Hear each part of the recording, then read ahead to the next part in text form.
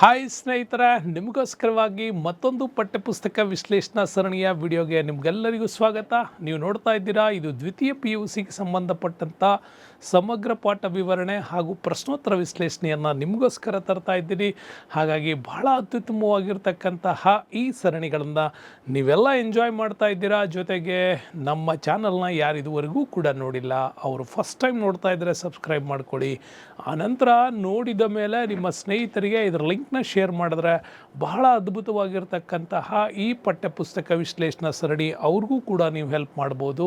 ಆ ನಿಟ್ಟಿನಲ್ಲಿ ಒಂದು ಉತ್ತಮವಾದಂಥ ಪಾಠ ಇವತ್ತು ಯಾವ ಪಾಠ ನೋಡ್ತಾ ಇದ್ದೀವಿ ಅಂತಂದರೆ, ಅಧ್ಯಾಯ 4.7ನಲ್ಲಿ ನಾವು ಈ ಹಿಂದಿನ ಪಾಠಗಳನ್ನು ಏನು ನಾವು ಪಲ್ಲವರ ಬಗ್ಗೆ ಮುಗಿಸಿದ್ವಿ, ಈಗ ಅದರ ಕಂಟಿನ್ಯೂಷನ್ 4.8 ಪ್ರಾಚೀನ ಯುಗದ ಬಗ್ಗೆ ಮಾತಾಡ್ತೀವಿ. ಅದು ರಾಷ್ಟ್ರಕೂಟ ಸಾಮ್ರಾಜ್ಯದ ಬಗ್ಗೆ. ಏನು ಅದ್ಭುತವಾದ ಪಾಠ ಇದು ಅಂತಂದರೆ, ಒಂದು ಕಾಲಕ್ಕೆ ಇಡೀ ಭಾರತವನ್ನು ತಮ್ಮ ಕಂಟ್ರೋಲಲ್ಲಿ ಇಟ್ಕೊಂಡಿದ್ದಂತಹ 3 ರಾಜರುಗಳ ಬಗ್ಗೆ ಅಮೋಘವಾದ ಇತಿಹಾಸ ಇದೆ. ಧ್ರುವ ಇರ್ಬೋದು, ಅವನ ಮಗ 3ನೇ ಗೋವಿಂದ, ಅವನ ಮಗ ಅಮೋಘವರ್ಷನ್ ನೃಪತುಂಗ, ಇವರೆಲ್ಲ ಅದ್ಭುತವಾದಂಥ ಸಾಧನೆ ಮಾಡಿದಂತಹ ಒಂದು ಅತ್ಯುತ್ತಮವಾದಂಥ ಪಾಠ ಈ ರಾಷ್ಟ್ರಕೂಟರಲ್ಲಿ ಬರುತ್ತೆ. ಅದರಲ್ಲೂ ಕೂಡ ಕಲೆ ವಾಸ್ತುಶಿಲ್ಪದಲ್ಲಿ ಇವರು ಬಹಳ ಅತ್ಯುತ್ತಮವಾದಂಥ ಕೊಡುಗೆ ನೀಡಿದವರು. ನೋಡ್ತಾ ಇದ್ದೀರಾ, ಇದು ನಿಮಗೆ ಬಹಳ ಅತ್ಯುತ್ತಮವಾದ ಕೈಲಾಸನಾಥ ದೇವಾಲಯ. ಎಲ್ಲೋರ ದೇವಾಲಯಗಳನ್ನು ಕೆತ್ತುವ ಶೈಲಿಯಲ್ಲಿಯೇ ಬಹಳ ವಿಭಿನ್ನ ಪ್ರಯತ್ನ ಮಾಡಿದಂಥವ್ರು. ಬಹಳ ಏಕಶಿಲಾ ಬಂಡೆಯನ್ನೇ ಕೊರೆದು ಒಂದು ದೇವಸ್ಥಾನವನ್ನು ನಿರ್ಮಾಣ ಮಾಡುವ ಕಲೆ ಇದೆಯಲ್ಲ, ಅದು ಬಹಳ ಅದ್ಭುತ. ಅಂಥ ಅದ್ಭುತವನ್ನು ಸಾಧಿಸಿರೋದ್ರಲ್ಲಿ ಈ ರಾಷ್ಟ್ರಕೂಟರ ಹೆಸರು ಮುನ್ನೆಲೆಗೆ ಬರುತ್ತೆ. ಹಾಗಾಗಿ ತಾವು ನೋಡ್ತಾ ಇದ್ದೀರಾ, ಒಂದು ಕಾಲಕ್ಕೆ ಉತ್ತರ ಭಾರತದ ಅಂದರೆ ಇವತ್ತಿನ ದೆಹಲಿ ಪ್ರಾಂತ್ಯದಿಂದ ಹಿಡಿದು ಈ ಕಡೆ ಗುಜರಾತ್, ಈ ಕಡೆ ಬಂಗಾಳ ಮತ್ತು ದಕ್ಷಿಣ ಶ್ರೀಲಂಕಾದವರೆಗೂ ಕೂಡ ತಮ್ಮ ಸಾಮ್ರಾಜ್ಯವನ್ನು ಹೊಂದಿದ್ದ ಬೃಹತ್ ಆಡಳಿತವನ್ನು ನೀಡಿದಂತಹ ಒಂದು ವಿಶೇಷವಾದಂಥ ಸಾಮ್ರಾಜ್ಯ ಅದು ರಾಷ್ಟ್ರಕೂಟರು. ರಾಷ್ಟ್ರಕೂಟರ ಬಗ್ಗೆ ಬಹಳ ಅತ್ಯುತ್ತಮವಾದ ವಿಚಾರಗಳು ಇದ್ದಾವೆ. ಸೊ ಹಾಗಾಗಿ ಸ್ನೇಹಿತರೆ, ಈ ರಾಷ್ಟ್ರಕೂಟ ಅನ್ನೋ ಪದದ ಅರ್ಥ ಮೊದಲು ತಿಳ್ಕೋಬೇಕು. ಪಾಠಕ್ಕೆ ನಾವು ಎಂಟ್ರಿ ಆಗ್ತಾ ಇದ್ದೀವಿ ಅಂದರೆ ಏನು ಈ ಪಾಠದ ಹೆಡ್ಲೈನ್, ಇದರ ಅರ್ಥ ನಮಗೆ ಚೆನ್ನಾಗಿ ಗೊತ್ತಿರಬೇಕು. ರಾಷ್ಟ್ರಕೂಟ ಪದದ ಅರ್ಥ ಏನು? ರಾಷ್ಟ್ರಕೂಟ ಅಂತಕ್ಕಂಥ ಪದ ಒಂದು ಅಧಿಕಾರವನ್ನು ಸೂಚಿಸುತ್ತೆ.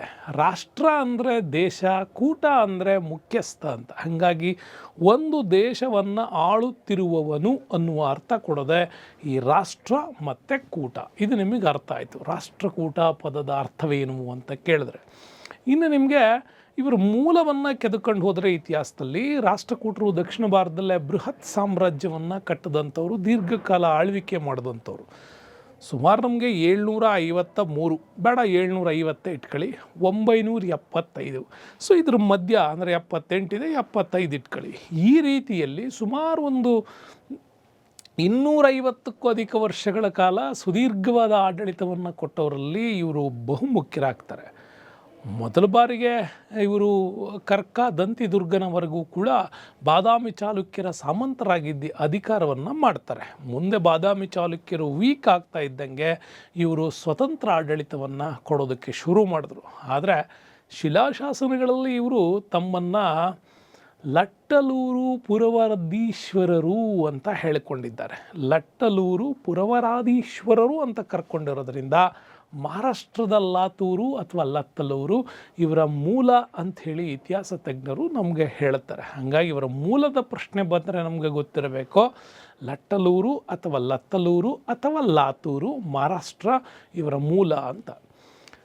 ಹಾಗಾದರೆ ರಾಷ್ಟ್ರಕೂಟರ ರಾಜಧಾನಿ ಯಾವುದು ಮತ್ತು ಅವ್ರ ಲಾಂಛನದ ಬಗ್ಗೆ ನಮಗೆ ಪ್ರಶ್ನೆ ಬರ್ಬೋದು. ರಾಷ್ಟ್ರಕೂಟದ ಲಾಂಛನವೇ ಗರುಡ. ನೆನಪಿಟ್ಕೊಳ್ಳಿ, ನೀವು ಗಂಗರಗಳನ್ನು ಓದುವಾಗ ಮದಗಜದ ಬಗ್ಗೆ ಓದಿರ್ತೀರ, ಕದಂಬರ ಬಗ್ಗೆ ಓದುವಾಗಲೂ ಕೂಡ ಓದಿರ್ತೀರ. ಮುಂದೆ ನಿಮಗೆ ವಿಜಯ ಬಾದಾಮಿ ಚಾಲುಕ್ಯರಲ್ಲಿ ವರಹನ ಬಗ್ಗೆ ಓದಿರ್ತೀರ. ಸೊ ಹಾಗೇನೆ ರಾಷ್ಟ್ರಕೂಟ ಸಾಮ್ರಾಜ್ಯದ ರಾಜಲಾಂಛನವೇ ಗರುಡ. ಸೊ ಇವರು ಇವತ್ತಿನ ನಮ್ಮ ಗುಲ್ಬರ್ಗ ಜಿಲ್ಲೆಯ ಮಳಖೇಡ ಮಾನ್ಯಖೇಟ ಇವರ ರಾಜಧಾನಿ ಆಗಿತ್ತು. ಮೂಲತಃ ಇವರು ಲಟ್ಟರೂರನ್ನ ಆಡ್ಕೊಂಡಂಥವ್ರು. ನಂತರ ಗುಲ್ಬರ್ಗದ ಮಾನ್ಯಖೇಟವನ್ನು ತಮ್ಮ ರಾಜಧಾನಿಯನ್ನಾಗಿ ಮಾಡಿಕೊಂಡು ಆಳ್ವಿಕೆಯನ್ನು ಮಾಡ್ತಾರೆ. ಹೀಗೆ ಈ ಸಾಮ್ರಾಜ್ಯ ದಂತಿದುರ್ಗನಿಂದ ಈ ರಾಷ್ಟ್ರಕೂಟರ ಸಾಮ್ರಾಜ್ಯ ಸ್ಥಾಪನೆ ಆಗುತ್ತೆ. ಬಾದಾಮಿ ಚಾಲುಕ್ಯರಲ್ಲಿ ಸೋಲಿಸಿ ಇವರು ತಮ್ಮ ಅಧಿಕಾರವನ್ನು ತೆಕ್ಕೊಂಡು ಬರ್ತಾರೆ. 2ನೇ ಕೀರ್ತಿವರ್ಮನನ್ನು ಸೋಲಿಸಿ ಅಧಿಕಾರವನ್ನು ಸ್ಥಾಪನೆ ಮಾಡ್ಕೋತಾರೆ. ಈಗ ಇಲ್ಲಿ ಇವರು ಸಾಲಿಡ್ ದೊರೆಗಳು ಇಲ್ಲ ಅಧಿಕಾರ ಮಾಡ್ಕೊಂಡು ಬರ್ತಾರೆ. ಅದರಲ್ಲಿ ತುಂಬ ಪ್ರಸಿದ್ಧನಾದವನು ಬುಕ್ಕಲ್ಲಿ ನಮ್ಗೆ ಕೊಡ್ತಾರೆ, 1ನೇ ಕೃಷ್ಣನ ಬಗ್ಗೆ. ಸೊ ಹಂಗಾಗಿ ಕೈಲಾಸನಾಥ ದೇವಾಲಯ ನಿರ್ಮಿಸಿದವರು ಯಾರು ಅಂತ ಬಂದರೆ ಅದು 1ನೇ ಕೃಷ್ಣ. ಈತ ಚಾಲುಕ್ಯರ ದೊರೆ ಕೀರ್ತಿವರ್ಮನನ್ನು 2ನೇ ಬಾರಿ ಸಂಪೂರ್ಣವಾಗಿ ಸೋಲಿಸೋದ್ರ ಮುಖಾಂತರ ಸಂಪೂರ್ಣ ಸ್ವಾತಂತ್ರ್ಯ ಸಾಮ್ರಾಜ್ಯದ ಅಸ್ತಿತ್ವ ಇವನಿಂದ ಆರಂಭ ಆಯಿತು ಅಂತ ಇತಿಹಾಸಕಾರರು ಹೇಳ್ತಾರೆ. ಈತ ಎಲ್ಲೋರದಲ್ಲಿ ಏಕಶಿಲಾ ಕೈಲಾಸನಾಥ ದೇವಾಲಯವನ್ನು ಕಟ್ತಾರೆ. ಕೈಲಾಸನಾಥ ದೇವಾಲಯ ಬಹಳ ಅದ್ಭುತವಾಗಿರ್ತಕ್ಕಂಥ ದೇವಾಲಯ. ಈ ದೇವಾಲಯಗಳನ್ನು ಏಕಶಿಲಾ ಬಂಡೆಯಲ್ಲಿ ಕೊರೆದು ನಿರ್ಮಾಣ ಮಾಡಿರೋದು. ಹಾಗಾಗಿ ಈ ಶಿಲೆಯ ನಿರ್ಮಾಣದಲ್ಲೂ ಬಹಳ ಅದ್ಭುತವಾಗಿರ್ತಕ್ಕಂಥ ಹೆಸರು ಇವ್ರದ್ದು ಬರುತ್ತೆ. ಹಾಗಾಗಿ ಏಕಶಿಲಾ ಕೈಲಾಸನಾಥ ದೇವಾಲಯ ಇವ್ರ ಕಾಲದ ಶ್ರೇಷ್ಠ ಕೊಡುಗೆ ಅಂತ ಕೂಡ ಹೇಳ್ತೀವಿ. ಇವ್ರ ನಂತರ ಅಧಿಕಾರಕ್ಕೆ ಬಂದವನು 2ನೇ ಗೋವಿಂದ.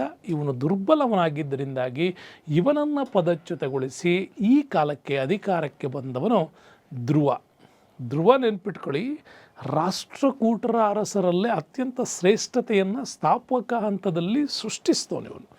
ಹಾಗಾಗಿ ಧ್ರುವ ರಾಷ್ಟ್ರಕೂಟರ ಆರಂಭಿಕ ದೊರೆಗಳಲ್ಲಿ ಅತ್ಯಂತ ಪ್ರಮುಖನಾದಂಥ ದೊರೆ ಅಂತ ಕರಿತೀವಿ. ಇವನು ತನ್ನ ಪ್ರಭಾವವನ್ನು ಉತ್ತರ ಭಾರತದಲ್ಲಿ ಹರಡಿದಂಥ ಕೀರ್ತಿ ತುಂಬ ದೊಡ್ಡದಿದೆ.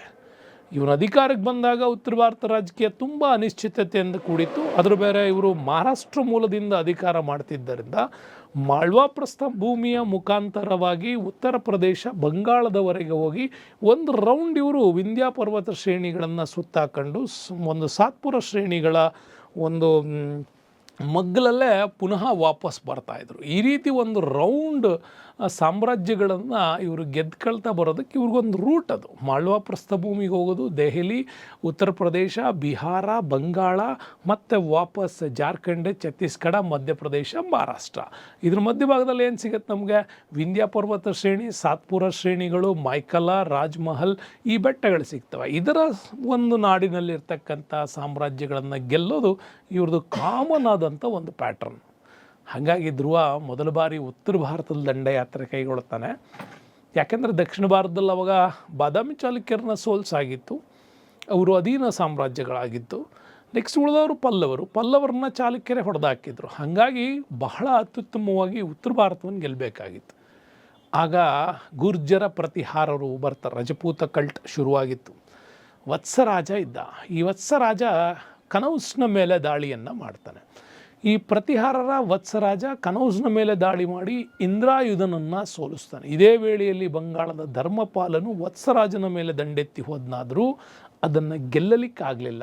ಇಂಥ ಸಂದರ್ಭದಲ್ಲೇ ಧ್ರುವ ತನ್ನ ಮಕ್ಕಳಾಗಿರ್ತಕ್ಕಂಥ ಇಂದ್ರ ಮತ್ತು ಅತ್ಯಂತ ಪ್ರಬಲ ಹೋರಾಟಗಾರ 3ನೇ ಗೋವಿಂದನಿಗೆ ಉತ್ತರ ಭಾರತದ ದಂಡಯಾತ್ರೆಗೆ ನೇಮಕ ಮಾಡ್ತಾನೆ. ಒಂದು ರಾಜಕೀಯ ಅನಿಶ್ಚಿತತೆ ನಿಮಗೆ ಗೊತ್ತಾಗಿದೆ. ಗುಜರಾತಲ್ಲಿರ್ತಕ್ಕಂಥ ಗುರ್ಜರ ಪ್ರತಿಹಾರರಿಗೂ, ಉತ್ತರ ಪ್ರದೇಶದಲ್ಲಿರ್ತಕ್ಕಂಥ ಕನೌಜ್ನ ಇಂದ್ರಾಯುಧನಿಗೂ, ಬಂಗಾಳದಲ್ಲಿರ್ತಕ್ಕಂಥ ಪಾಲವಂಶದ ಧರ್ಮಪಾಲ, ಇವ್ರ ಮೂವರಲ್ಲೂ ಕಚ್ಚಾಟ ಇದೆ. ಈ ಒಂದು ರಾಜಕೀಯ ಅನಿಶ್ಚಿತತೆಯನ್ನು ಗೆಲ್ಲಲೇಬೇಕು ಅಂಥೇಳಿ ಈಗ 3ನೇ ಗೋವಿಂದನನ್ನು ಕಳಿಸ್ತಾರೆ. 3ನೇ ಗೋವಿಂದನ ಕಳಿಸಿದ್ರೆ ಮೊದಲು ಇವರ ಸಾಮ್ರಾಜ್ಯದ ಕರ್ನಾಟಕದ ಉತ್ತರ ಕರ್ನಾಟಕದಿಂದ ಎಂಟ್ರಿ, ಮಹಾರಾಷ್ಟ್ರದಿಂದ ಮುಂದೆ ಹೊರಟ್ರೆ ಫಸ್ಟ್ ಸಿಗದೆ ಇವರಿಗೆ ಗುಜರಾತ್ನ ಪ್ರತಿಹಾರರ ದೊರೆ ವತ್ಸರಾಜನನ್ನು ಸೋಲಿಸ್ತಾರೆ. ಅಲ್ಲಿಂದ ಮುಂದೆ ಇಂದ್ರಾಯುಧನನ್ನು ಸೋಲಿಸ್ತಾರೆ, ಧರ್ಮಪಾಲನನ್ನು ಸೋಲಿಸ್ತಾರೆ. ಇದರಿಂದಾಗಿ ಗಂಗಾ ಯಮುನಾ ನದಿಗಳ ಪೂರ್ಣ ಪ್ರದೇಶ ಇವನ ನಿಯಂತ್ರಣಕ್ಕೆ ಬಂತು. ಗುರ್ಜರ ಪ್ರತಿಹಾರನ ಗೆದ್ದಾಯಿತು, ಕನೌಜನ್ನು ಗೆದ್ದಾಯಿತು. ಬಂಗಾಳಕ್ಕೆ ಬಂದರೆ ಅಲ್ಲಿ ಪಾಲವಂಶದ ಧರ್ಮಪಾಲನನ್ನು ಗೆದ್ದಾಯಿತು. ಹಂಗಾಗಿ ಗಂಗಾ ಯಮುನಾ ತೀರಗಳು ಇವು ನಿಯಂತ್ರಣಕ್ಕೆ ಬಂದ ಮೇಲೆ ಅಲ್ಲಿಂದ ಡೌನ್ ರೊಟೇಷನ್ ವಾಪಸ್ ತನ್ನ ಸಾಮ್ರಾಜ್ಯದ ಕಡೆಗೆ ಬರಬೇಕು ಅಂತಂದರೆ ವೆಂಗಿ ಚಾಲುಕ್ಯರಿದ್ದಾರೆ ಒಡಿಸ್ಸಾ ಮತ್ತು ಆಂಧ್ರಗಳಲ್ಲಿ. ಹಾಗಾಗಿ ಉತ್ತರ ಭಾರತದ ಮೇಲೆ ತನ್ನ ವಿಜಯದ ನಂತರ ವೆಂಗಿ ಮೇಲೆ ದಾಳಿ ಮಾಡ್ತಾನೆ. ಈ ವೆಂಗಿ ಅರಸ 4ನೇ ವಿಷ್ಣುವರ್ಧನ ಯುದ್ಧ ಮಾಡಲು ಮುಂದಾಗದೇ ಇದ್ದದ್ರಿಂದಾಗಿ ಅವನ ಜೊತೆ ಒಂದು ಶಾಂತಿ ಒಪ್ಪಂದ ಆಗತ್ತೆ. ಈ ಒಂದು ಶಾಂತಿ ಒಪ್ಪಂದದ ಪರಿಣಾಮವಾಗಿಯೇ ಶೀಲಭಟ್ಟಾರಿಕೆಯನ್ನು ಧ್ರುವನಿಗೆ ಕೊಟ್ಟು ಮದುವೆ ಮಾಡ್ಕೊಳ್ತಾನೆ 4ನೇ ವಿಷ್ಣುವರ್ಧನ. ಹೀಗೆ ವೆಂಗಿ ಚಾಲುಕ್ಯರಿಗೂ ಮತ್ತು ಈ ಒಂದು ರಾಷ್ಟ್ರಕೂಟರ ಧ್ರುವನ ಮಧ್ಯೆ ಒಂದು ಅದ್ಭುತವಾದಂಥ ವೈವಾಹಿಕ ಸಂಬಂಧಗಳು ಸೃಷ್ಟಿಯಾಯಿತು. ಯಾಕೆ ಇಲ್ಲಿ 4ನೇ ವಿಷ್ಣುವರ್ಧನ ಹೋರಾಟವನ್ನೇ ಮಾಡೋದಕ್ಕೆ ಯಾಕೆ ಇಚ್ಛೆ ಮಾಡಲಿಲ್ಲ ಅಂತಂದರೆ, ಇವನ ಅಜ್ಜಂದ್ರಿದ್ರಲ್ಲ ಇಲ್ಲಿ ಬಾದಾಮಿ ಚಾಲುಕ್ಯರಲ್ಲ, ಅವರೇ ಆಲ್ರೆಡಿ ರಾಷ್ಟ್ರಕೂಟರಿಗೆ ಸೋತಾಗ್ಬಿಟ್ಟಿದೆ. ಇನ್ನು ಇವನು ಮತ್ತೆ ಯಾಕೆ ಹೋರಾಟ ಮಾಡೋಕ್ಕೆ ಹೋಗ್ತಾನೆ? ಮಾಡಲಿಲ್ಲ. ಆ ಉದ್ದೇಶಕ್ಕಾಗಿ 4ನೇ ವಿಷ್ಣುವರ್ಧನ ಮತ್ತು ಧ್ರುವನ ನಡುವೆ ಒಂದು ವೈವಾಹಿಕ ಸಂಬಂಧಕ್ಕೆ ಸಾಕ್ಷಿ ಶೀಲಭಟ್ಟಾರಿಕೆಯನ್ನು ಅವನು ಧ್ರುವನಿಗೆ ಮದುವೆ ಮಾಡಿಕೊಡ್ತಾನೆ. ಅಲ್ಲಿಗೆ ಒಂದು ರೊಟೇಷನ್ ಪೂರ್ತಿ ಬಂದರು ಇವರು. ಗುಜರಾತ್ ಆಯಿತು, ಕನೌಜ್ ಗೆದ್ದಾಯಿತು, ಪಾಲವಂಶ ಗೆದ್ದಾಯಿತು, ವೆಂಗಿ ಚಾಲುಕ್ಯರು ಗೆದ್ದಾಯಿತು. ಇನ್ನು ಉತ್ತರ ಭಾರತದಲ್ಲಿ ಯಾವ ಸಾಮ್ರಾಜ್ಯನೂ ಇಲ್ಲ. ಹಂಗಾರೆ ಎಲ್ಲಿ ಬರಬೇಕು? ದಕ್ಷಿಣಕ್ಕೇ ಬರಬೇಕು. ಈಗ ದಕ್ಷಿಣದ ಮೇಲೆ ದಂಡಯಾತ್ರೆ. ದಕ್ಷಿಣದಲ್ಲಿ ಗಂಗರ ಮೇಲೆ ದಾಳಿ ಮಾಡ್ತಾರೆ. ಧ್ರುವ ಗಂಗರ ದೊರೆ 2ನೇ ಶಿವಮಾರನನ್ನು ಮುದುಗುಂಗೂರು ಕದನದಲ್ಲಿ ಸೋಲಿಸ್ತಾನೆ. ಯಾವಾಗ ಮುದುಗುಂದೂರು ಕದನದಲ್ಲಿ ಗಂಗರ 2ನೇ ಶಿವಮಾರನಿಗೂ ಯುದ್ಧ ಆಗುತ್ತೋ ಅಲ್ಲಿ ಅವನನ್ನು ಬಂಧನದಲ್ಲಿಟ್ಟು ಗಂಗವಾಡಿ ಪ್ರಾಂತ್ಯಕ್ಕೆ ತನ್ನ ಹಿರಿಯ ಮಗನಾಗಿರ್ತಕ್ಕಂಥ ಸ್ತಂಭ, ಕಂಬರಸ ಅಂತ ಕರೀತಾರೆ, ಅವನನ್ನು ನೇಮಕ ಮಾಡಿ ಇಡೀ ಗಂಗಾವಾಡಿಯ ಪ್ರಾಂತ್ಯವನ್ನು ಧ್ರುವ ತನ್ನ ನೇರ ಆಡಳಿತದಲ್ಲಿ ಇಟ್ಕೊಂಡ. ಅಂದರೆ ಒಡಿಸ್ಸಾ ಪೂರ್ತಿ ಆಂಧ್ರ ಗೆದ್ದರೆ ಎಂಟ್ರಿನೇ ಬಳ್ಳಾರಿ, ಹಳೆ ಮೈಸೂರು ಪ್ರಾಂತ್ಯ. ಇದಿಷ್ಟನ್ನು ಕೂಡ ಗೆದ್ದಾಯಿತು. ಗೆದ್ದರೆ ಇನ್ನೆಲ್ಲುಳಿತು? ಸ್ತಂಭ, ಕಂಬರಸನನ್ನು ಅಲ್ಲಿವರೆಗೆ ನೇಮಕ ಮಾಡಾಗಿದೆ. ಹಳೆ ಮೈಸೂರು, ಬಳ್ಳಾರಿ, ತುಮಕೂರು, ಕೇರಳ, ಬೆಂಗಳೂರು ಅಷ್ಟು ಬಂತು. ಇನ್ನು ಸ್ವಲ್ಪ ಸೌತ್ಗೆ ಹೋದರೆ ಸಿಗೋದೆ ಪಲ್ಲವರು. ಪಲ್ಲವರಲ್ಲಿ ಕಂಚಿಯ ಪಲ್ಲವರ ಮೇಲೆ ದಾಳಿ ಮಾಡ್ತಾನೆ. ಈ ಪಲ್ಲವರಲ್ಲಿ 2ನೇ ನಂದಿವರ್ಮ ಇದ್ದ. ಈ ನಂದಿವರ್ಮನನ್ನು ಕೂಡ ಸೋಲಿಸಿ ನಂದಿವರ್ಮನ ಅಧೀನದಲ್ಲಿದ್ದಂಥ ಅನೇಕ ಆನೆಗಳನ್ನು ಈತ ತನ್ನ ಕಪ್ಪ ಕಾಣಿಕೆಯಾಗಿ ಪಡೆದ ಅಂತ ಕೂಡ ಹೇಳುತ್ತೆ. ಅಲ್ಲಿಂದ ಪಡೆದು ವಾಪಸ್ ತನ್ನ ಸಾಮ್ರಾಜ್ಯಕ್ಕೆ ಬಂದರೆ ಅಲ್ಲಿಗೆ ಮುಗಿದೇ ಹೋಯಿತು. ಗುಜರಾತು, ಉತ್ತರ ಪ್ರದೇಶ, ಬಿಹಾರ, ಬಂಗಾಳದ ಪಾಲರು, ಹಾಗೆ ಕಂಚಿಯ ಒಂದು ಯಾವುದೋ ಆಂಧ್ರ ಪ್ರದೇಶದ ಭಾಗದಲ್ಲಿ ಪೂರ್ತಿ ವೆಂಗಿ ಚಾಲುಕ್ಯರು.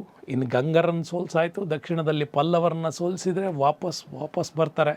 ಹಾಗಾಗಿ ಧ್ರುವನಿಗೆ ಧಾರಾವರ್ಷ, ಶ್ರೀವಲ್ಲಭ, ನರೇಂದ್ರದೇವ, ಕಲಿವಲ್ಲಭ ಅನ್ನುವ ಬಿರುದುಗಳು ಕೂಡ ಬರುತ್ತೆ. ಇವನ ನಂತರ ಮತ್ತೊಬ್ಬ ಸಾಮ್ರಾಜ್ಯದ ಅಧಿಕಾರಿಯಾಗಿ ಬಂತವನೇ ಧ್ರುವನ ಹಿರಿಯ ಮಗ. ಅದರಲ್ಲೂ ಭಾಳ ಅದ್ಭುತವಾದ ಹೋರಾಟಗಾರ. 3ನೇ ಗೋವಿಂದನನ್ನು ಅಧಿಕಾರಕ್ಕೆ ತರ್ತಾನೆ. 3ನೇ ಗೋವಿಂದನನ್ನು ಅಧಿಕಾರಕ್ಕೆ ತಂದ ತಕ್ಷಣ ಇಲ್ಲಿ ಈ ಹಿಂದೆ ನೀವು ನೋಡಿದ್ರಿ ಎಲ್ಲಿ ಅಂತಂದರೆ ಗಂಗಾವಾಡಿಯಲ್ಲಿ ಮುದುಗುಂಗೂರು ಕದನದಲ್ಲಿ 2ನೇ ಶಿವಮಾರನನ್ನು ಸೋಲಿಸಿದಾಗ ತನ್ನ ಹಿರಿಯ ಮಗನಾಗಿರ್ತಕ್ಕಂಥ ಸ್ತಂಭನನ್ನು ಧ್ರುವ ಏನು ಮಾಡಿದ್ದ, ಅಲ್ಲಿ ಅಧಿಕಾರದಲ್ಲಿ ಇಟ್ಟಿದ್ದ. ಆಗ ಸ್ತಂಭನಿಗನ್ನಿಸ್ತು ನಮ್ಮಪ್ಪ ಸತ್ತ ಮೇಲೆ ನನ್ನನ್ನೇ ಅಧಿಕಾರಕ್ಕೆ ತರ್ತಾನೆ ಅಂತ.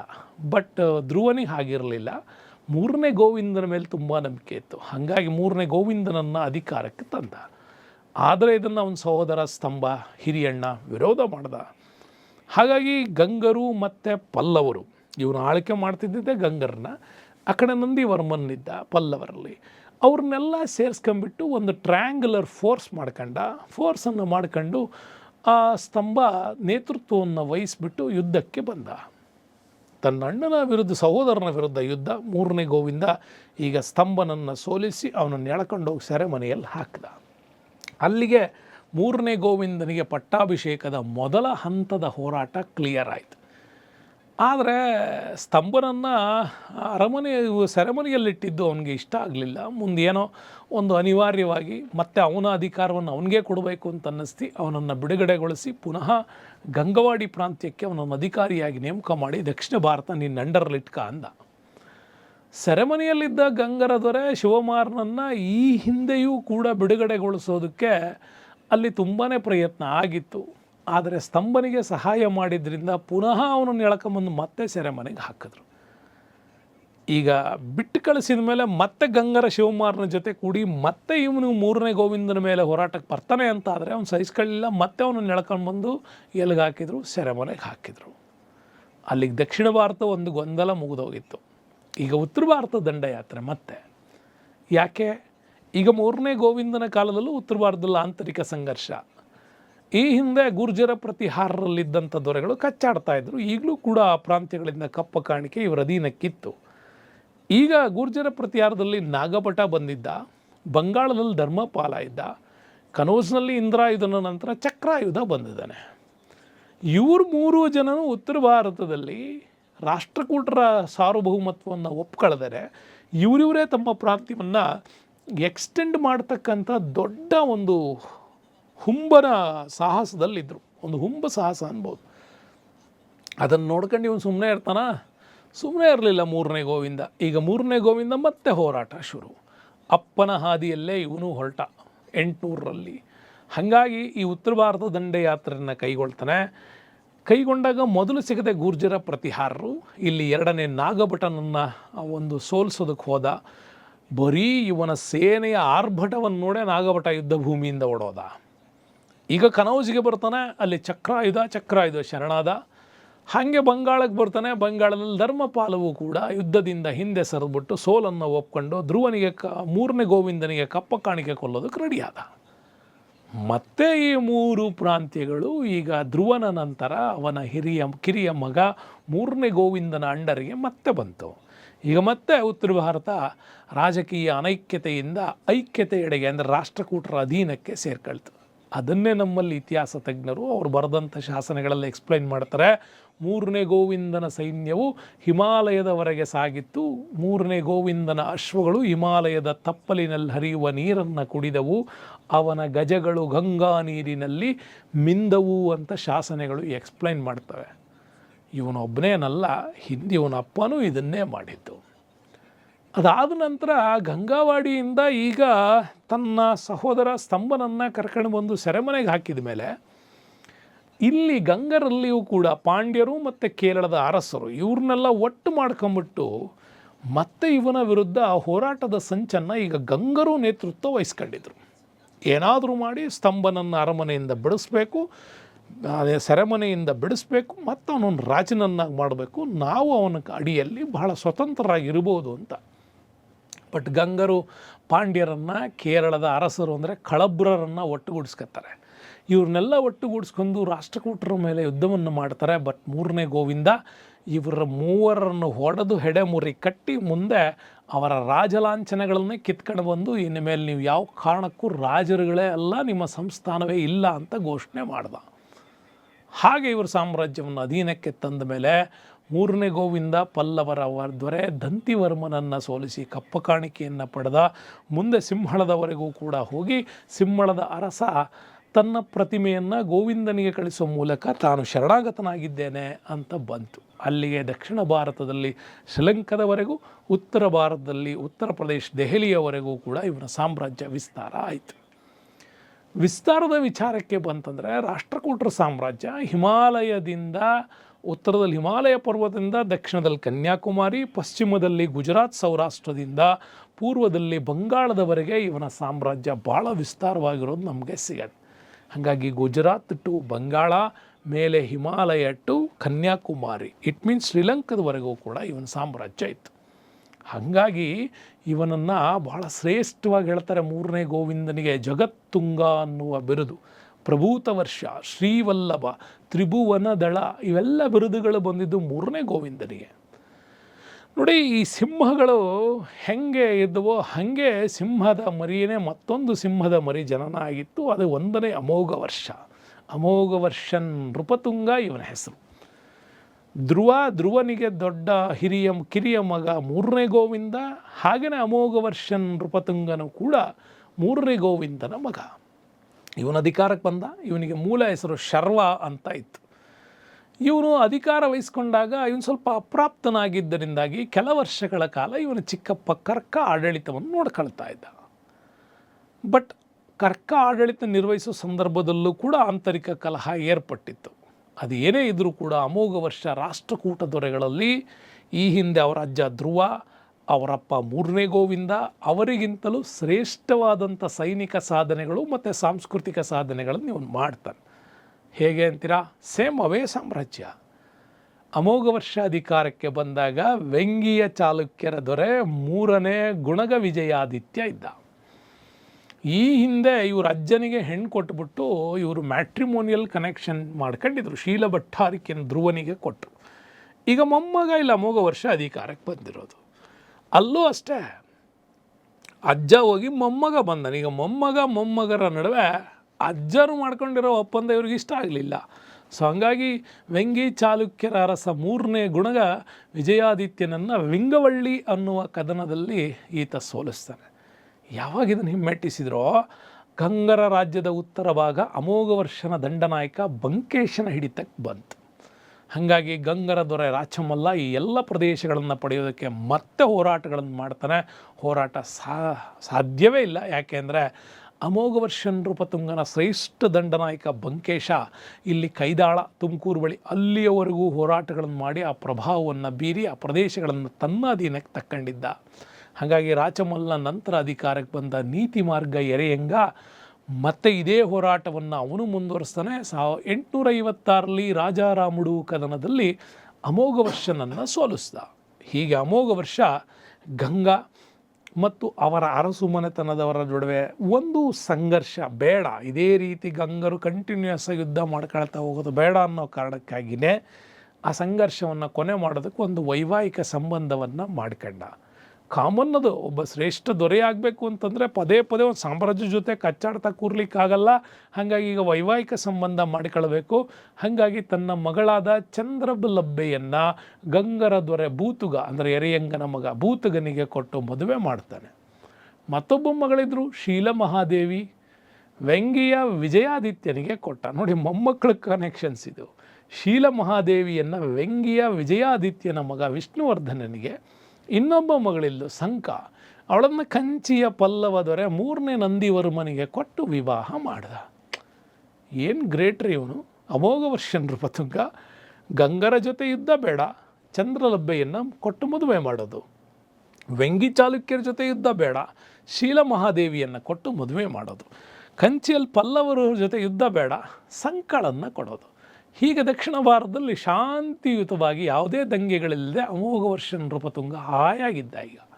ಹಾಗಾಗಿ ಈ ಥರದ ನೀಲಗುಂದ ಶಿರೂರಿನ ಶಾಸನಗಳು ಅಮೋಘವರ್ಷನನ್ನು ಅಂಗ ವಂಗ ಮಗಧ ಮಾಳ್ವ ವೆಂಗಿ ಅಕ್ಕಪಕ್ಕದ ರಾಜ್ಯಗಳಿಂದ ಗೌರವಿಸಲ್ಪಡುತ್ತಿದ್ದ ಅಂತ ಹೇಳುತ್ತೆ. ಅಲ್ಲಿಗೆ ದಕ್ಷಿಣ ಭಾರತ ಶಾಂತಿಯುತವಾಗಿತ್ತು. ಆದರೆ ಹೀಗೆ ಶಾಂತಿಯುತವಾಗಿ ಇರುವಾಗಲೇ ತನ್ನ ಮಗನ ದಂಗೆನೇ ಇವನಿಗೊಂದು ದೊಡ್ಡ ತಲೆನೋವಾಗತ್ತೆ ಅಮೋಘವರ್ಷ ನೃಪತುಂಗನಿಗೆ. ಆಗ ಬಂಕೇಶನನ್ನು ಕರೆದು ಹೇಳಿದ್ದ ಬಂಕೇಶ. ಹಾಗಾಗಿ ಬಂಕಾಪುರ ಇವೆರಡು ಭಾಳ ಒಂದು ಲಿಂಕ್ಡ್ ಸಬ್ಜೆಕ್ಟ್ಸ್ ಇದು. ಬಂಕೇಶ ಅಮೋಘವರ್ಷ ನೃಪತುಂಗನ ಶ್ರೇಷ್ಠ ದಂಡನಾಯಕ. ಅಮೋಘವರ್ಷನಿಗೆ ತನ್ನ ಮಗ ಕೃಷ್ಣನೇ ಅಪ್ಪನ ವಿರುದ್ಧ ಮಗನೇ ದಂಗೆ ಎದ್ದಿರೋದನ್ನು ಏನಾದರೂ ಮಾಡಿ ಕಂಟ್ರೋಲ್ ಮಾಡಬೇಕು ಅಂದರೆ ಬಂಕೇಶನಿಗೆ ಹೇಳ್ದ ಇದನ್ನು ಕಂಟ್ರೋಲ್ ಮಾಡಬೇಕು ಅಂತ. ಬಂಕೇಶ ಈ ದಂಗೆಯನ್ನು ಭಾಳ ಸಮರ್ಥವಾಗಿ ಯಾವುದೇ ರೀತಿಯಿಂದ ಯುದ್ಧವೇ ಆಗದೆ ಮಾತುಕತೆಗಳ ಮೂಲಕ ಕೃಷ್ಣನು ಪಶ್ಚಾತ್ತಾಪದಿಂದ ಬದಲಾಗುವಂತೆ ಮಾಡ್ತಾನೆ. ಹಾಗಾಗಿ ದಂಗೆ ಕಂಟ್ರೋಲ್ ಆಯಿತು. ಈ ವಿಜಯದ ನೆನಪಿಗಾಗಿ ಅಮೋಘವರ್ಷ ಬಂಕೇಶನ ಹೆಸರಿನಲ್ಲಿ ಬಂಕಾಪುರವನ್ನು ನಗರ ನಿರ್ಮಾಣ ಮಾಡಿದ. ಈಗಲೂ ಕೂಡ ಆ ಬಂಕಾಪುರ ಅನ್ನುವ ಹೆಸರನ್ನ ಹಿಂದಿರುವುದೇ ಬಂಕೇಶನ ಪುರ, ಬಂಕಾಪುರ, ಹಾವೇರಿ ಜಿಲ್ಲೆಗೆ ಬರ್ತದೆ. ಹೀಗೆ ಬಂಕೇಶನನ್ನು ಅಷ್ಟಕ್ಕೆ ಬಿಡ್ತಾನೆ, ಬನವಾಸಿಯ ರಾಜ್ಯಪಾಲನನ್ನಾಗಿಯೂ ಕೂಡ ನೇಮಕ ಮಾಡ್ತಾನೆ. ಮತ್ತು ಅಮೋಘವರ್ಷ ಬಹಳ ಅತ್ಯುತ್ತಮವಾದಂಥ ಧಾರ್ಮಿಕ ಸಹಿಷ್ಣು ಶಾಂತಿಪ್ರಿಯ ದೊರೆ, ಸ್ವತಃ ವಿದ್ವಾಂಸ ಕೂಡ ಹೌದು. ಹಾಗಾಗಿ ರಾಜ್ಯದ ಜನರಿಗೆ ತುಂಬ ಕ್ಷಾಮ ಬಂದಿತ್ತು, ಬಹಳ ದೊಡ್ಡ ಮಟ್ಟದಲ್ಲಿ ಲಾಸು, ರೈತರನ್ನ ಬದುಕಿಸಲೇಬೇಕು. ಆಗ ಕೊಲ್ಲಾಪುರದ ಮಹಾಲಕ್ಷ್ಮಿಗೆ ತನ್ನ ಕೈ ಬೆರಳನ್ನು ಕತ್ತರಿಸಿ ಅರ್ಪಿಸಿದ ಅಂತ ಸಂಜಾಂತಾಮ್ರ ಶಾಸನ ಎಕ್ಸ್ಪ್ಲೈನ್ ಮಾಡುತ್ತೆ. ಸ್ವತಃ ಪಂಡಿತನಾಗಿದ್ದರಿಂದ ಪ್ರಶ್ನೋತ್ತರ ರತ್ನಮಾಲಾ ಅನ್ನೋ ಕೃತಿಯನ್ನು ಸಂಸ್ಕೃತದಲ್ಲಿ ಕೂಡ ಬರೀತಾನೆ. ಮತ್ತು ಇವನ ಆಡಳಿತದಲ್ಲಿ ಬಹಳ ದೊಡ್ಡ ದೊಡ್ಡ ವಿದ್ವಾಂಸರುಗಳಿದ್ರು. ಜಿನಸೇನಾಚಾರ್ಯ, ಮಹಾವೀರಾಚಾರ್ಯ, ಶಾಕ್ತಾಯನ, ಶ್ರೀವಿಜಯ ಇವರೆಲ್ಲ ಬರ್ತಾರೆ. ಅದೇ ಶ್ರೀವಿಜಯನಿಂದ ರಚನೆಯಾದಂಥ ಕವಿರಾಜ ಮಾರ್ಗ ಇದೆಯಲ್ಲ, ಕನ್ನಡದ ಮೊಟ್ಟ ಮೊದಲ ಕೃತಿ ಅದು. ಹಾಗಾಗಿ ಮಾನ್ಯಕೇಟ ಇವನ ಕಾಲದಲ್ಲಿ ತುಂಬ ಪ್ರಸಿದ್ಧವಾದಂಥ ಸರ್ವ ಒಂದು ವಲಯಗಳಲ್ಲೂ ಶ್ರೇಷ್ಠವಾದಂಥ ರಾಜಧಾನಿಯಾಗಿ ತುಂಬ ಪ್ರಸಿದ್ಧಿ ಆಯಿತು.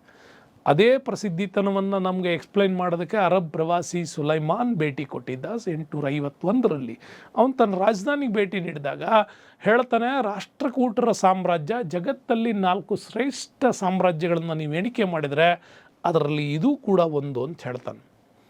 ಆವಾಗಿನ ಸಮಕಾಲೀನವು ಯಾವುದು? ಬಾಗ್ದಾದ್ ಖಲೀಫ್, ಚೀನಾದಲ್ಲಿ ಚುಂಗ್ ಆಡಳಿತ, ಕಾನ್ಸ್ಟಾಂಟಿನೋಪಲಲ್ಲಿ ಟುರ್ಕರ ಆಡಳಿತ. ಇವು 3 ಇದ್ವು ಆ ಕಾಲಕ್ಕೆ, ತುಂಬ ಸಂಪದ್ಭರಿತ ರಾಜ್ಯಗಳಿವು. ಅದರಲ್ಲಿ ಈ ಒಂದು ಮಾನ್ಯಕೇಟವು ಒಂದು ಅಂತ ಹೇಳ್ತಾನೆ. ಹಾಗಾಗಿ ಈ 3 ರಾಜ್ಯಗಳ ಅಕೌಂಟಬಲ್ ಕೊಡ್ತಾನೆ. ಹಾಗಾಗಿ ಇವನಿಗೆ ಅತಿಶಯದವಳ, ನೃಪತುಂಗ, ವೀರನಾರಾಯಣ, ಶ್ರೀವಲ್ಲಭ, ರಟ್ಟಮಾರ್ಥಾಂಡ ಅನ್ನುವ ಬಿರುದುಗಳು ಇವನಿಗೆ ಬಂದಿತ್ತು. ನಂತರ ಇವನು ಉತ್ತರಾಧಿಕಾರಿಗಳು ಅಷ್ಟು ಸ್ಟ್ರಾಂಗ್ ಇರಲಿಲ್ಲ. 2ನೇ ಕೃಷ್ಣ, 3ನೇ ಇಂದ್ರ, 2ನೇ ಅಮೋಘ ವರ್ಷ, 4ನೇ ಗೋವಿಂದ, 3ನೇ ಅಮೋಘ ವರ್ಷ. ಸ್ವಲ್ಪ ಎನರ್ಜಿ ಬಂದಿದ್ದು 3ನೇ ಕೃಷ್ಣನ ಕಾಲಕ್ಕೆ. ಅದು ಬಿಟ್ಟರೆ ಮತ್ತೆ ಈ ಸಾಮ್ರಾಜ್ಯ 2ನೇ ಕರ್ಕನ ಕಾಲಕ್ಕೆ ಕಂಪ್ಲೀಟಾಗಿ ರಾಷ್ಟ್ರಕೂಟರು ತಮ್ಮ ಅವನತಿಯನ್ನು ಮಾಡಿಕೊಂಡು ಆಗಿತ್ತು. ಹಾಗಾದರೆ ಇಷ್ಟೊಂದು ಅದ್ಭುತವಾದಂಥ ಇವರ ಪೊಲಿಟಿಕಲ್ ವ್ಯೂಸ್ ನೋಡಿದ ಮೇಲೆ ಇವರ ಸಾಂಸ್ಕೃತಿಕ ಕೊಡುಗೆಗಳನ್ನು ನಾವು ಸೂಕ್ಷ್ಮವಾಗಿ ಗಮನಿಸಬೇಕು. ರಾಷ್ಟ್ರಕೂಟರ ಸಾಂಸ್ಕೃತಿಕ ಕೊಡುಗೆಗಳು ತುಂಬ ಅದ್ಭುತವಾಗಿದೆ. ಎಲ್ಲ ರಂಗಗಳಲ್ಲೂ ಅಭಿವೃದ್ಧಿ ಸಾಧಿಸಿದಂತಹ ರಾಷ್ಟ್ರಕೂಟರು ಧರ್ಮದ ವಿಚಾರದಲ್ಲೂ ಕೂಡ ಬಹಳ ಒಳ್ಳೆಯ ಗುಣಗಳನ್ನು ಹೊಂದಿದ್ರು. ಅಂದರೆ ಧಾರ್ಮಿಕ ಸಹಿಷ್ಣುತಾ ಗುಣಗಳು ಮತ್ತು ವೈದಿಕ ಮತಾವಲಂಬಿಗಳು ಕೂಡ ಹೌದು. ಜೊತೆಗೆ ಜೈನ ಮತ್ತು ಬೌದ್ಧ ಧರ್ಮಗಳಿಗೂ ಕೂಡ ರಾಜಾಶ್ರಯ ಕೊಟ್ಟಿದ್ದಾರೆ. ಅಮೋಘ ವರ್ಷನ ಕಾಲಕ್ಕೆ ನೀವು ನೋಡಿದ್ವಿ, ಕೊಲ್ಲಾಪುರದ ಮಹಾಲಕ್ಷ್ಮಿಯ ಪರಮ ಭಕ್ತ ಕೂಡ ಹೌದು. ಮತ್ತು ಬ್ರಾಹ್ಮಣರ ಯಜ್ಞ ಯಾಗಾದಿಗಳಲ್ಲಿ ತೊಡಗುತ್ತಿದ್ದುದನ್ನು ನೋಡಿದ್ದೀವಿ. ಮತ್ತು ಇವು ರಾಜರಿಗೆ ದಾನ ದತ್ತಿಗಳನ್ನು ನೀಡಿ ಗೌರವಿಸುವಂಥದ್ದು ಇತ್ತು. ಹಾಗಾಗಿ ಮುಂಬೈ ಸಮೀಪದ ಖನೇರಿಯಲ್ಲಿ ಬೌದ್ಧ ಸಂಘವನ್ನು ಕಟ್ಟಿ ಅದನ್ನು ಅಭಿವೃದ್ಧಿಪಡಿಸಿದಂಥದ್ದು ಕೂಡ ಇವರ ಧರ್ಮದಲ್ಲಿ ತಿಳಿದು ಬರುತ್ತೆ. ಹಾಗಾಗಿ ನಾವು ಶಾರ್ಟ್ಕಟ್ಟಾಗಿ ಏನು ಹೇಳ್ಬೋದು, ಇವರು ಧರ್ಮ ಸಹಿಷ್ಣು ದೊರೆಗಳಾಗಿದ್ದರೂ ಹಿಂದೂ ಧರ್ಮ ವೈದಿಕ ಮತಾವಲಂಬಿಗಳಾಗಿದ್ದರೂ ಕೂಡ ಜೈನ ಬೌದ್ಧ ಧರ್ಮಗಳಿಗೆ ರಾಜಾಶ್ರಯ ಕೊಟ್ಟಿದ್ದರು ಅನ್ನೋದು ನಮಗೆ ಗೊತ್ತಾಗಬೇಕು. ನೆಕ್ಸ್ಟು ಸಾಹಿತ್ಯವೇ ನಮಗಿಲ್ಲಿ ವೆರಿ ಇಂಪಾರ್ಟೆಂಟು ರಾಷ್ಟ್ರಕೂಟರಲ್ಲಿ. ಯಾಕೆ ಅಂತಂದರೆ ರಾಷ್ಟ್ರಕೂಟರ ದೊರೆಗಳು ಅಂತಂದರೆ ಸಾಹಿತ್ಯದ ಒಂದು ದೊಡ್ಡ ಪೋಷಕರು ಇವರು. ಅನೇಕ ಅರಸರು ಸ್ವತಃ ಸಾಹಿತಿಗಳೇ ಆಗಿಬಿಟ್ಟಿದ್ದಾರೆ. ಕನ್ನಡದ ಶಿಲಾಶಾಸನಗಳ ಸಂಖ್ಯೆ ಹೆಚ್ಚಾಗಿದ್ದೇ ಇವ್ರ ಕಾಲದಲ್ಲಿ. ಹಾಗಾಗಿ ಕನ್ನಡದ ಮೊದಲ ಕೃತಿ ಕವಿರಾಜ ಮಾರ್ಗ ಇದೇ ಅಮೋಘ ವರ್ಷ ನೃಪತುಂಗನ ಆಸ್ಥಾನದಲ್ಲಿದ್ದ ಶ್ರೀ ವಿಜಯನಿಂದ ರಚಿಸಲ್ಪಡುತ್ತೆ. ಅವನು ಅವಾಗಲ್ಲ ಎಕ್ಸ್ಪ್ಲೈನ್ ಮಾಡ್ತಾನೆ. ಮಾ ಕಾವೇರಿಯಿಂದ ಗೋದಾವರಿ ಮಿರ್ಪ ನಾಡಾದ ಕನ್ನಡದೋಳ್ ಅನ್ನುವಂಥ ಒಂದು ಪದ ಇದೆ. ಬಟ್ ನಾನಿಲ್ಲಿ ನಿಮಗೆ ಹೇಳಬೇಕು ಅಂತಂದರೆ ಕಾವೇರಿಯಿಂದ ಗೋದಾವರಿವರೆಗೆ, ಅಂದರೆ ಉತ್ತರದಲ್ಲಿ ಗೋದಾವರಿ ನದಿಯಿಂದ ದಕ್ಷಿಣದಲ್ಲಿ ಕಾವೇರಿಯ ನದಿಯವರೆಗೂ ಕೂಡ ಈ ಸಾಮ್ರಾಜ್ಯದ ವಿಸ್ತಾರ ಕಾಣ್ತಾ ಇತ್ತು ಅಂತ ಕವಿರಾಜ ಮಾರ್ಗ ಹೇಳುತ್ತೆ. ಅಂದರೆ ಈ ಕನ್ನಡ ನಾಡಿನ ಬಗ್ಗೆ ಅವನು ಎಕ್ಸ್ಪ್ಲೈನ್ ಮಾಡೋದು. ನೆಕ್ಸ್ಟ್ ಇವ್ರ ಕಾಲದಲ್ಲಿ ಬರುವಂಥ ಇನ್ನೊಬ್ಬ ಶ್ರೇಷ್ಠನಾದಂಥ ಉಭಯ ಕವಿ ಚಕ್ರವರ್ತಿ ಅಂತ ಬಿರುದು ಪಡೆದವನು ಪೊನ್ನ. ಈಗ ಪೊನ್ನ, ಜನ್ನ, ಪಂಪ, ರನ್ನ ಇದೊಂದು ಟ್ರೆಂಡಿಂಗ್ ಕಾಲ ಇದು ಇತಿಹಾಸದಲ್ಲಿ. ಅದರಲ್ಲಿ ಪೊನ್ನ ಬರ್ತಾನೆ. ಈಗ ಪೊನ್ನನ ಶಾಂತಿ ಪುರಾಣ ಬರುತ್ತೆ, ಭುವನೈಕ್ಯ ರಾಮಾಭ್ಯುದಯ ಗ್ರಂಥ ಕೂಡ ಬರುತ್ತೆ. ಇವೆರಡು ಬಹಳ ಅದ್ಭುತವಾದಂಥ ಸಾಹಿತ್ಯ ಆ ಕಾಲಕ್ಕೆ ರಚನೆಯಾಗಿತ್ತು. ಹಾಗಾಗಿ ಇವನನ್ನು ಉಭಯ ಕವಿ ಚಕ್ರವರ್ತಿ ಅಂತ ಕೂಡ ಕರೀತಾರೆ. ಅದಾದ ನಂತರ ಪಂಪ ಬರ್ತಾನೆ. ಪಂಪ ಕೂಡ ರಾಷ್ಟ್ರಕೂಟರ ಸಾಮಂತರ ದೊರೆಗಳಿದ್ದಂಥ ವೇಮುಲವಾಡ, ನೀವೇನು ವೆಂಗಿ ಕಾಲಕ್ಕೆ ನೋಡ್ತಿಲ್ಲ, ವೆಂಗಿ ಚಾಲುಕ್ಯರ ಅಧೀನಕ್ಕೆ ಅದೇ ವೇಮುಲವಾಡ. ಆ ವೇಮುಲವಾಡದಲ್ಲಿ ಇಮ್ಮಡಿ ಅರಿಕೇಸರಿ ಇದ್ದ. ಆ ಇಮ್ಮಡಿ ಅರಿಕೇಸರಿಯ ಆಸ್ಥಾನ ಕವಿನೇ ಈ ಪಂಪ. ಪಂಪ ಬರೆದದ್ದೇ ವಿಕ್ರಮಾರ್ಜುನ ವಿಜಯ ಅಂತ, ಅಂದರೆ ಪಂಪ ಭಾರತ ಅಂತಲೂ ಕೂಡ ಕರೀತಾರೆ. ಜೊತೆಗೆ ಆದಿಪುರಾಣ ಕೂಡ ಬರೀತಾರೆ. ಅಂದರೆ ಕನ್ನಡದ ಬಗ್ಗೆ ಭಾಳ ಸ್ಪಷ್ಟವಾಗಿ ಆತ ಎಕ್ಸ್ಪ್ಲೈನ್ ಮಾಡುವಂಥ ವಿಚಾರಗಳು ಮತ್ತು ನಿಮಗೆ ಆ ಸಂಪೂರ್ಣ ಇತಿಹಾಸದಲ್ಲಿ ಕನ್ನಡ ನಾಡಿನ ಬಗ್ಗೆ ವರ್ಣನೆ ಮಾಡ್ತಕ್ಕಂಥದ್ದು ಇದೆಲ್ಲ ನಮಗೆ ಪಂಪನ ಸಾಹಿತ್ಯದಲ್ಲಿ ಸಿಗೋದ್ರಿಂದಾಗಿ ಇವನನ್ನು ಕನ್ನಡದ ಆದಿಕವಿ ಅಂತ ಹೇಳ್ತಾರೆ. ಪುಟ್ಟುವುದು ನಂದನದೋಳ್ ಬನವಾಸಿ ದೇಶದೋಳ್ ಅಂತ ಒಂದು ಪದ್ಯ ಇದೆ.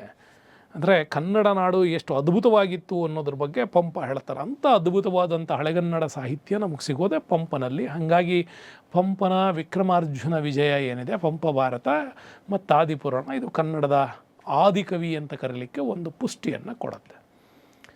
ಆಮೇಲೆ ಇನ್ನೂ ಶ್ರೇಷ್ಠವಾದಂಥವರು ಅಂತಂದರೆ ಶಿವಕೊಟ್ಟಾಚಾರ್ಯರು. ಇವರು ಒಡ್ಡರಾಧನೆ ಕೃತಿ ಬರೀತಾರೆ. ಹಳೆಗನ್ನಡದಲ್ಲಿ ರಚನೆಯಾದಂಥ ಮೊಟ್ಟ ಮೊದಲ ಗದ್ಯ ಕೃತಿ ಯಾವುದು ಅಂತಂದರೆ ಈ ಒಡ್ಡಾರಾಧನೆ. ಭಾಳ ಅದ್ಭುತವಾದ ಸ್ಟೋರಿಗಳನ್ನು ಹೇಳ್ಕೊಂಡು ಹೋಗುತ್ತೆ ಆ ಕಾಲಕ್ಕೆ. ಹಾಗಾಗಿ ಆ ಕಾಲದ ಸಾಮಾಜಿಕ, ಆರ್ಥಿಕ, ಶೈಕ್ಷಣಿಕದ ಸಂಪೂರ್ಣ ವಿವರಗಳು ಸಿಗುವಂತಹ ಒಂದು ಅದ್ಭುತವಾದ ಕೃತಿ ಅಂದರೆ ಅದು ಒಡ್ಡಾರಾಧನೆ. ಹಾಗಾಗಿ ಇದನ್ನು ಹಳೆಗನ್ನಡದ ಮೊಟ್ಟ ಮೊದಲ ಗದ್ಯ ಕೃತಿ ಅಂತ ಕರೀತಾರೆ. ಇನ್ನು ಸಂಸ್ಕೃತಕ್ಕೂ ಇವರಲ್ಲಿ ತುಂಬ ಆದ್ಯತೆ ಕೊಡಲಾಗಿತ್ತು. ಹಾಗಾಗಿ ಶಾಕ್ತಾಯನ ಬರಿತ ಒಂದು ಡಿಕ್ಷನರಿ, ಅದನ್ನೇ ಶಬ್ದಾನುಶಾಸನ ಅಂತ ಕರಿತೀವಿ. ಮಹಾವೀರಾಚಾರ್ಯ ಅವ್ರದ್ದಂತೂ ಆ ಕಾಲಕ್ಕೆ ಬಂದಂಥ ಬಹು ದೊಡ್ಡ ಕೊಡುಗೆ. ಯಾವಾಗ ಗುಪ್ತರ ಆರ್ಯಭಟನ ನಂತರ ಗಣಿತದಲ್ಲಿ ಬಹಳ ದೊಡ್ಡ ಸಾಧನೆಗಳು ಅಂತ ಬಂದರೆ ಅದು ರಾಷ್ಟ್ರಕೂಟರ ಕಾಲದ ಮಹಾವೀರಾಚಾರ್ಯ ಅವರ ಗಣಿತ ಸಾರ ಸಂಗ್ರಹ. ಬಹಳಷ್ಟು ಸಮಸ್ಯೆಗಳಿಗೆ ಪರಿಹಾರಗಳನ್ನು ಕೊಟ್ಟಿದ್ದೇ ಮಹಾವೀರಾಚಾರ್ಯ ಅವರ ಗಣಿತ ಸಾರ ಸಂಗ್ರಹ. ಜೊತೆಗೆ ಅಮೋಘ ವರ್ಷ ಕೂಡ ಒಬ್ಬ ಶ್ರೇಷ್ಠ ವ್ಯಕ್ತಿ ಆಗಿದ್ದರಿಂದಾಗಿ ಸಂಸ್ಕೃತದಲ್ಲಿ ಅವನು ಬರೆದಂಥ ಪ್ರಶ್ನೋತ್ತರ ರತ್ನಮಾಲ ತುಂಬ ಇಂಪಾರ್ಟೆಂಟು. ತ್ರಿವಿಕ್ರಮ ಕೂಡ ಮೊದಲ ಚಂಪು ಅಂತ ಬರೀತಾನೆ. ಜಿನಸೇನಾಚಾರ್ಯರು ಕೂಡ ಅಷ್ಟೇ, ಇವರು ಒಂದು ಆದಿಪುರಾಣ ಬರೀತಾರೆ. ಪಂಪಂದು ಕೂಡ ಆದಿಪುರಾಣ ಇದೆ, ಜಿನಸೇನಾಚಾರ್ಯರದು ಆದಿಪುರಾಣ ಇದೆ. ಪಾರ್ಶ್ವಾಭ್ಯುದಯ ಅಂತ ಕೂಡ ಬರೀತಾರೆ, ಅಂದರೆ ಜೈನ ಸಾಹಿತ್ಯದ ಕೃತಿ ಇದು ಜಿನಸೇನಾಚಾರ್ಯ ಅವ್ರದ್ದು. ಹಾಗಾಗಿ ಈ 24 ತೀರ್ಥಾಂಕರಗಳ ಬಗ್ಗೆ ಭಾಳ ಸ್ಪಷ್ಟವಾಗಿ ವಿಶ್ಲೇಷಣೆ ಮಾಡುವಂಥದ್ದು ಆದಿಪುರಾಣ ಕೃತಿ. ಇನ್ನು ಅಸಗ ಬರ್ತಾನೆ, ಇಡೀ ಮಹಾವೀರನ ಕಂಪ್ಲೀಟ್ ಡೀಟೇಲ್ ಹಿಸ್ಟ್ರಿ ಬರೀತಾರೆ ಇವರು, ವರ್ಧಮಾನ ಪುರಾಣ ಅಂತ.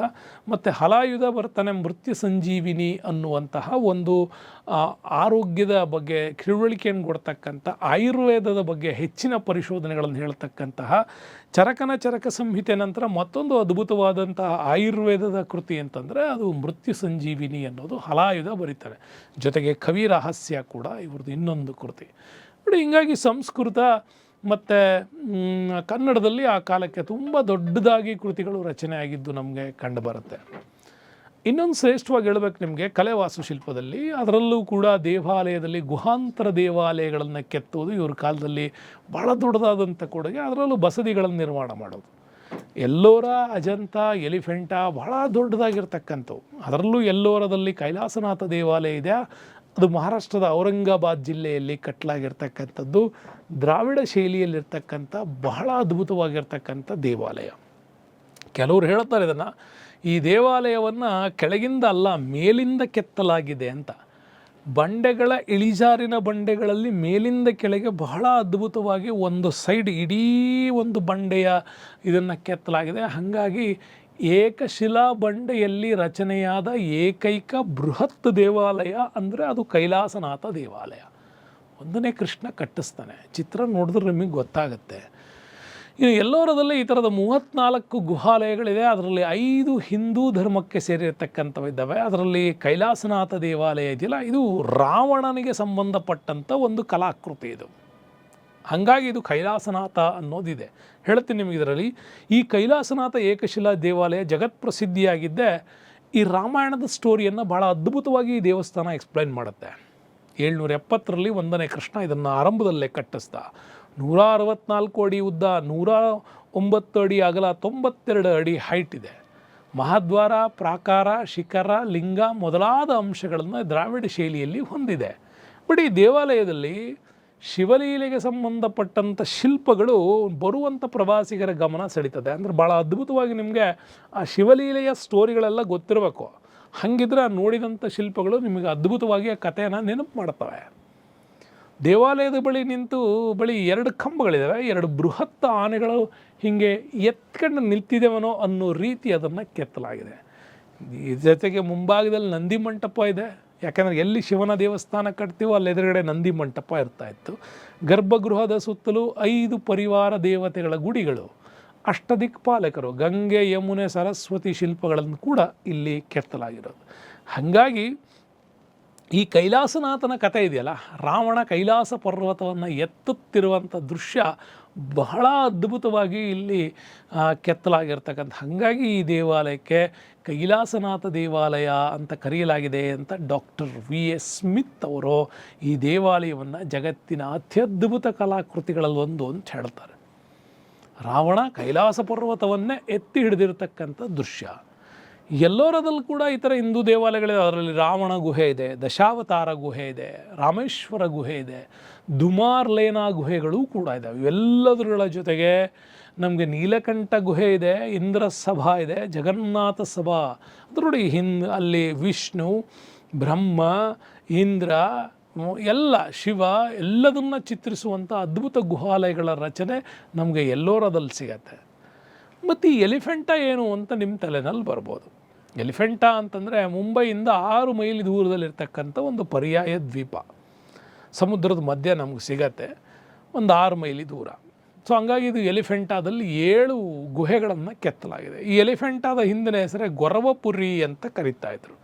ಬಟ್ ಈ ಗೊರವಪುರಿ ಉಚ್ಚಾರ ಪೋರ್ಚುಗೀಸರಿಗೆ ಬರಲಿಲ್ಲ. ಅದು ದೂರದಿಂದ ನೋಡಿದ್ರೆ ಒಂದು ಆನೆ ಥರ ಕಾಣ್ತಾ ಇತ್ತು ಆ ದ್ವೀಪ. ಹಾಗಾಗಿ ಪೋರ್ಚುಗೀಸರು ಅದಕ್ಕೆ ಎಲಿಫೆಂಟಾ ಅಂಥೇಳಿ ಕರೆದ್ರು. ಹಾಗಾಗಿ ಈ ದ್ವೀಪಕ್ಕೆ ಎಲಿಫೆಂಟಾ ಅನ್ನುವ ಹೆಸರು ಕೂಡ ಬಂತು. ಇಲ್ಲಿನ ಗುಹೆಗಳ ಮಧ್ಯದಲ್ಲಿ ನಮಗೆ ತ್ರಿಮೂರ್ತಿ ವಿಗ್ರಹ ಕೂಡ ಕಾಣುತ್ತೆ. ಸೃಷ್ಟಿ, ಸ್ಥಿತಿ, ಲಯವನ್ನು ತೋರಿಸುವಂತಹ 3 ಅಭೂತಪೂರ್ವ ಮುಖವನ್ನು ಹೊಂದಿರತಕ್ಕಂಥ ತ್ರಿಮೂರ್ತಿ ವಿಗ್ರಹ ನಮಗಿಲ್ಲಿ ಸಿಗತ್ತೆ.